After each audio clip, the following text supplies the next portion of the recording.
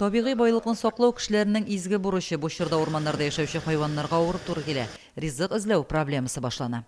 Ну, ставим, корма раскладываем в начале сезона, когда вот трудно вот сейчас им ходить, и в конце сезона. Ну, постоянно уж корма, как видим, зверю если трудно, мы уже начинаем сразу подкладывать на подкормочной площадке. Кыргый хайваннар өчен җимлекләр урнаштыру һәм аларны республиканың аучылык җир суларында тукландыру буенча быел да зур эш башкарылды.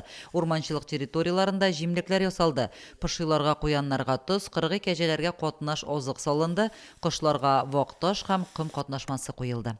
Сами готовим сено, веточный корм, соль раскладываем в это время как раз. Помогаем. Мондый чаралар елына 2 тапкыр көз һәм яз айларында үткәрелә. Кыргый хайваннарны ашату төп биотехник эшләренең берсе. Тоз, салам, ашлык һәм башка азык кышкы чорда хайваннарга тамак ялгарга мөмкинлек бирәчәк. Шулай ук аларның төрле авыруларга каршы торучанлыгын арттырачак һәм контрольсыз күченеп йөрү кирәклеген бетерәчәк. Хәзер хайваннар үзләре өчен куркынычсыз булган саклана торган территорияларда салкыннарны тыныч кына үткәрә алачак. Животные все уж водятся. Лось, кабан, косуля, рысь, заяц, лиса. Все виды.